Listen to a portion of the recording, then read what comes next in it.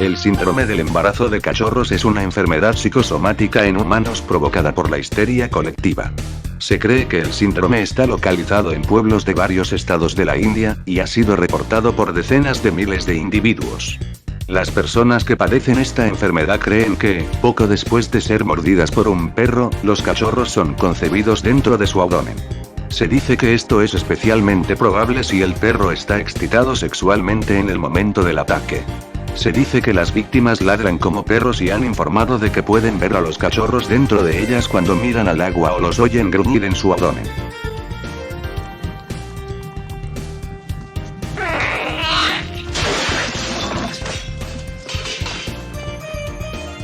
Se cree que las víctimas acabarán muriendo, especialmente los hombres, que darán a luz a sus cachorros a través del pene. Los médicos brujos ofrecen curas orales que, según afirman, disolverán los cachorros, permitiéndoles pasar por el sistema digestivo y ser excretados sin el conocimiento del paciente. Los médicos de la India han intentado educar al público sobre los peligros de creer en esta enfermedad. La mayoría de los enfermos son remitidos a los servicios psiquiátricos, pero en raras ocasiones los pacientes no toman la medicación antirrábica a tiempo, pensando que están embarazados de un cachorro y que, por tanto, la medicina del brujo les curará. Dado que la rabia es tan mortal, esta idea es muy peligrosa, lo que se ve agravado por el hecho de que los médicos brujos afirmen que su medicina fracasará si los enfermos buscan un tratamiento científico. Algunos psiquiatras creen que el síndrome cumple los criterios de un trastorno cultural. La agresión simpática, o agresión lúdica, es un comportamiento superficialmente agresivo causado por ver algo simpático, como un bebé o un animal joven. Las personas que experimentan una agresión simpática pueden apretar los dientes, apretar los puños o sentir el impulso de morder, pellizcar y apretar algo que consideran simpático, sin causar realmente ningún daño ni tener la intención de hacerlo. La agresión lúdica es un tipo de exhibición dimorfa, en la que una experiencia positiva suscita expresiones normalmente asociadas a emociones negativas. Este comportamiento se da con más frecuencia en individuos que experimentan emociones dimorfas en una serie de situaciones, y puede ayudar a regular las emociones equilibrando una emoción abrumadoramente positiva con una respuesta negativa. Los sentimientos positivos intensos suelen producir expresiones híbridas categóricamente positivas y típicamente negativas. Esto se observa comúnmente en situaciones en las que una persona está tan abrumada por la felicidad que empieza a lagrimear o incluso a llorar. Esta regulación de la emoción se ha acuñado como expresión dimorfa. El modelo de expresión dimorfa trata de identificar la validez del fenómeno mediante un estudio que incluye una serie de preguntas realizadas a los sujetos en condiciones en las que no estaban expuestos a un estímulo bonito y en condiciones en las que sí lo estaban. La geofagia es la práctica intencionada de comer tierra o sustancias similares al suelo, como arcilla, tiza o termitas. Se da en muchos animales no humanos y se ha documentado en más de 100 especies de primates. La geofagia también se da en los seres humanos y es más común entre los niños y las mujeres embarazadas. La geofagia humana es una forma de pica, el ansia y el consumo intencionado de artículos no alimentarios, y está clasificada como un trastorno alimentario en el Manual de Diagnóstico y Estadística de los Trastornos Mentales si no es social o culturalmente apropiada. Su etiología sigue siendo desconocida. La geofagia tiene muchos beneficios potenciales de adaptación para la salud, así como consecuencias negativas. En Haití, se sabe que los pobres comen galletas de barro hechas con tierra, sal y manteca vegetal. Estas galletas tienen un valor nutricional mínimo, pero consiguen mantener a los pobres con vida. Sin embargo, el consumo a largo plazo de estas galletas provoca dolores de estómago y desnutrición, y no es recomendado por los médicos. La arcilla bentónica está disponible en todo el mundo como ayuda digestiva. El caolín también se utiliza ampliamente como ayuda digestiva y como base de algunos medicamentos. La aptapulgita, otro tipo de arcilla, es un ingrediente activo en muchos medicamentos antidiarreicos. Se ha informado de que los minerales de arcilla tienen efectos microbiológicos beneficiosos, como la protección del estómago contra las toxinas, los parásitos y los patógenos. El contenido mineral de los suelos puede variar según la región, pero muchos contienen altos niveles de calcio, cobre, magnesio, hierro y zinc, minerales que son fundamentales para el desarrollo del feto y que pueden provocar antojos de metal, tierra o hielo masticable en las mujeres embarazadas. Existen riesgos evidentes para la salud en el consumo de suelos contaminados por heces animales o humanas. En particular, los huevos de helmintos, como el Ascaris, que pueden permanecer viables en el suelo durante años, pueden provocar infecciones por helmintos. El tétanos supone un riesgo adicional. La intoxicación por plomo también está asociada a la ingestión de tierra, así como los riesgos para la salud asociados a la exposición al zinc pueden ser problemáticos entre las personas que comen tierra de forma habitual. La geofagia gestacional, geofagia en el embarazo, se ha asociado a diversas alteraciones homeostáticas y a daños oxidativos en ratas.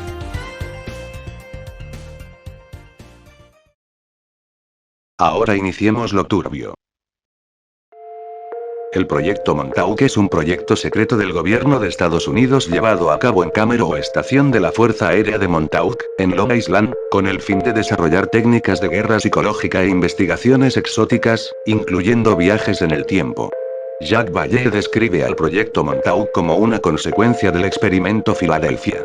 Las teorías conspirativas sobre el proyecto Montauk han circulado desde principios de 1980. Según el astrofísico y ufólogo Jack Vallée, el experimento Montauk parece tener su origen en el relato de Preston Nichols, que dijo haber recuperado recuerdos reprimidos de su propia participación. No existe una versión definitiva de la historia del proyecto Montauk, pero las más comunes lo describen como una extensión o continuación del experimento Filadelfia, que supuestamente tuvo lugar en 1943. Según los defensores, el experimento Filadelfia supuestamente estuvo dirigido a hacer al U.S.S. Eldridge invisible al radar, con resultados desastrosos.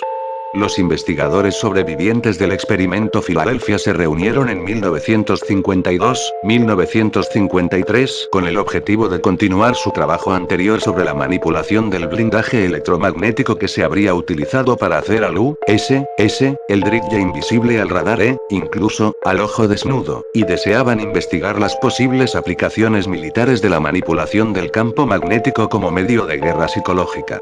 Versiones comunes de la historia proponen que, en un principio, el proyecto fue rechazado por el Congreso de los Estados Unidos, debido a las dudas sobre sus potenciales resultados.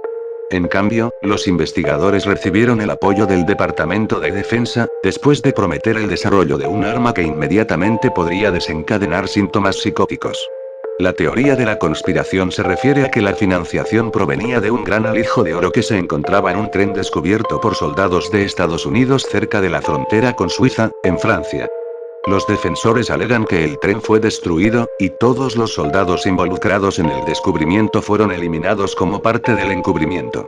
Después de la financiación del proyecto, el trabajo habría comenzado en el Brookhaven National Laboratory, en Long Island, Nueva York, bajo el nombre de Proyecto Phoenix, pero el proyecto requería una gran antena de radar.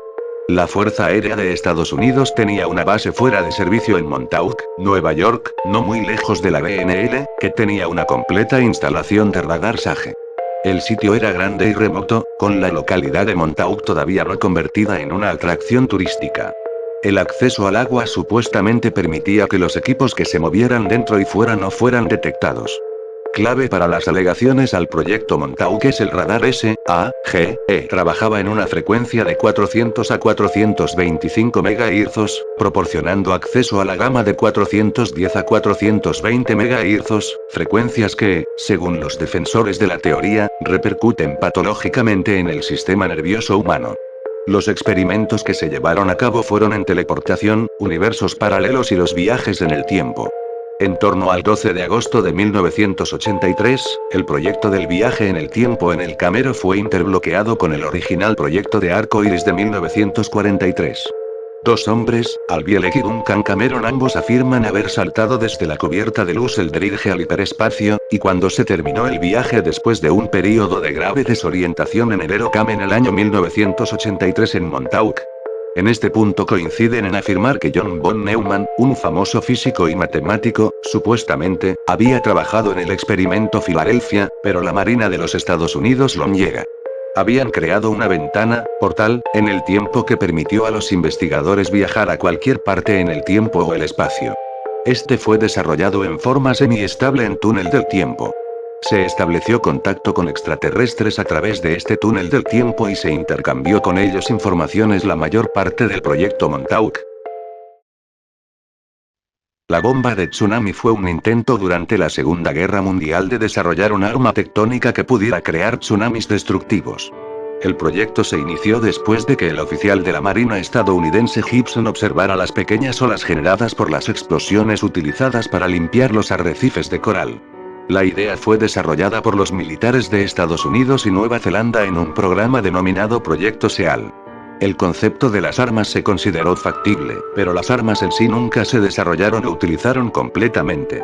En la Segunda Guerra Mundial se desarrolló y utilizó un concepto relacionado, la bomba de rebote, para ser lanzada en el agua como medio para destruir las presas alemanas y causar la pérdida de la capacidad industrial y las inundaciones generalizadas. La bomba de rebote fue una bomba de 5 toneladas desarrollada, por separado, durante la Segunda Guerra Mundial. Al igual que la bomba tsunami, también fue diseñada para explotar en el agua, y uno de sus efectos previstos era causar una inundación masiva. Sin embargo, su objetivo eran las enormes presas reforzadas de la Alemania nazi, que se consideraban intocables con las armas ordinarias pero que, si se rompían, causarían un gran daño al esfuerzo bélico de Alemania. La característica más inusual de las bombas era que se hacían girar deliberadamente hacia atrás antes de caer. Este giro hacia atrás las hacía saltar por la superficie del agua durante una distancia determinada antes de hundirse, y les permitía evadir las redes de torpedos que protegían las presas antes de explotar bajo el agua de forma similar a una carga de profundidad. Las armas se utilizaron con éxito contra 3 presas en 1943. La bomba sísmica, o bomba sísmica, era un concepto separado pero relacionado que fue inventado por el ingeniero aeronáutico británico Barnes Wallis a principios de la Segunda Guerra Mundial y posteriormente desarrollado y utilizado en tierra contra objetivos estratégicos en Europa. La bomba sísmica también utilizaba el concepto de una explosión en un medio denso. Difiere en cierto modo del concepto de las bombas tradicionales lanzadas desde aviones, que suelen explotar en la superficie o cerca de ella y destruyen su objetivo directamente por la fuerza explosiva. Por el contrario, una bomba sísmica se lanza desde una altura muy elevada para ganar más velocidad, y al impactar penetra y explota en las profundidades del subsuelo, provocando enormes cavernas o cráteres, así como ondas de choque mucho más graves. De este modo, pueden afectar a objetivos demasiado grandes para ser afectados por otros tipos de bombas convencionales, así como a objetivos difíciles como puentes y viaductos. Las bombas sísmicas se utilizaron hacia el final de la Segunda Guerra Mundial para instalaciones masivamente reforzadas, por ejemplo, corrales de submarinos con paredes de hormigón de varios metros de espesor, cavernas, túneles enterrados, y puentes. Los pueblos no contactados son comunidades o grupos de pueblos indígenas que viven sin contacto sostenido con las comunidades vecinas y la comunidad mundial, e incluyen pueblos indígenas en aislamiento voluntario. Las protecciones legales dificultan la estimación del número total de tribus no contactadas, pero las estimaciones de la Comisión Interamericana de Derechos Humanos de la ONU y del Grupo Sin Ánimo de Lucro Survival International apuntan a que hay entre 100 y 200 tribus que cuentan con hasta 10.000 individuos. La mayoría de las tribus viven en Sudamérica, especialmente en Brasil, donde el gobierno brasileño y National Geographic estiman que residen entre 77 y 84 tribus. El conocimiento de los pueblos no contactados procede principalmente de encuentros con comunidades indígenas vecinas y de imágenes aéreas. Entre los mayores ejemplos de esto, residen los sentineleses de la isla de Sentinel del Norte, situada cerca de la isla de Andamán del Sur, en el Golfo de Bengala, rechazan el contacto. Los intentos de contactar con ellos suelen ser rechazados, a veces con fuerza letal. Su lengua es muy diferente de las demás lenguas de las Andamán, lo que sugiere que han estado aislados durante miles de años. Los expertos los han calificado como el pueblo más aislado del mundo y es probable que sigan siéndolo.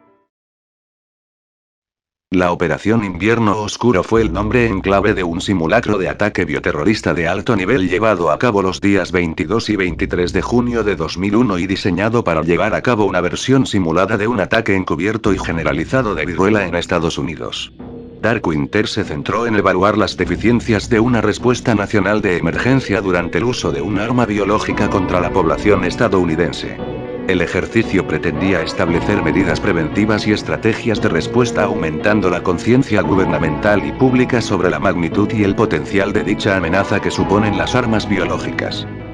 El escenario simulado de Darkwinter implicaba un ataque inicial de viruela localizado en Oklahoma City, Oklahoma, con casos adicionales de ataque de viruela en Georgia y Pensilvania. La simulación se diseñó para que se saliera de control.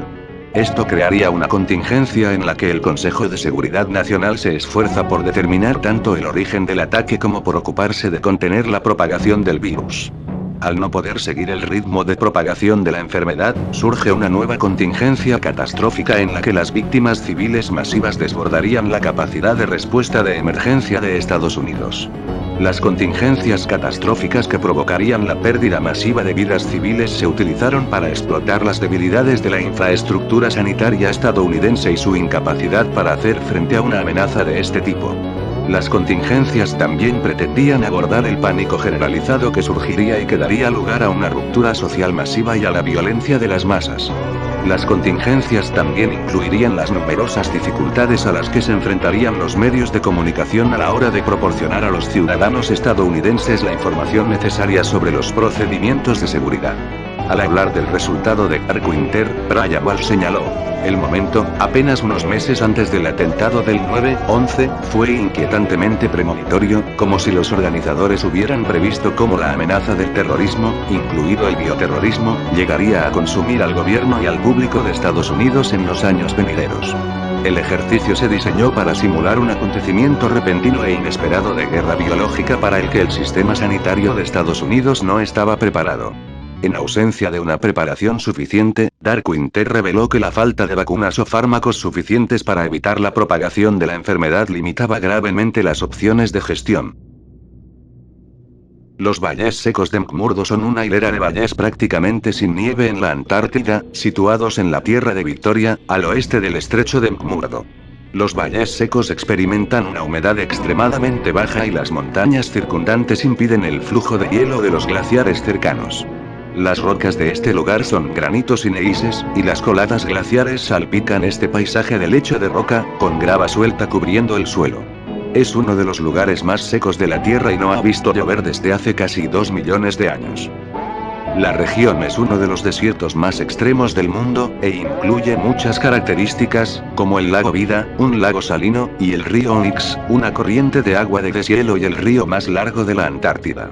Aunque no se han encontrado organismos vivos en el permafrost de esta zona, se han hallado bacterias fotosintéticas endolíticas que viven en el interior relativamente húmedo de las rocas, y bacterias anaeróbicas, con un metabolismo basado en el hierro y el azufre, que viven bajo el glaciar Taylor.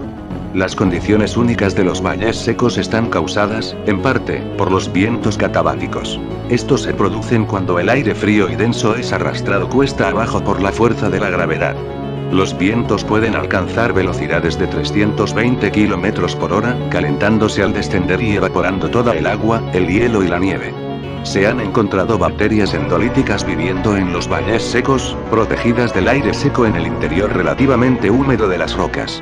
El agua de deshielo estival de los glaciares constituye la principal fuente de nutrientes del suelo. Los científicos consideran que los valles secos son quizá el entorno terrestre más cercano al planeta Marte y, por tanto, una importante fuente de información sobre la posible vida extraterrestre.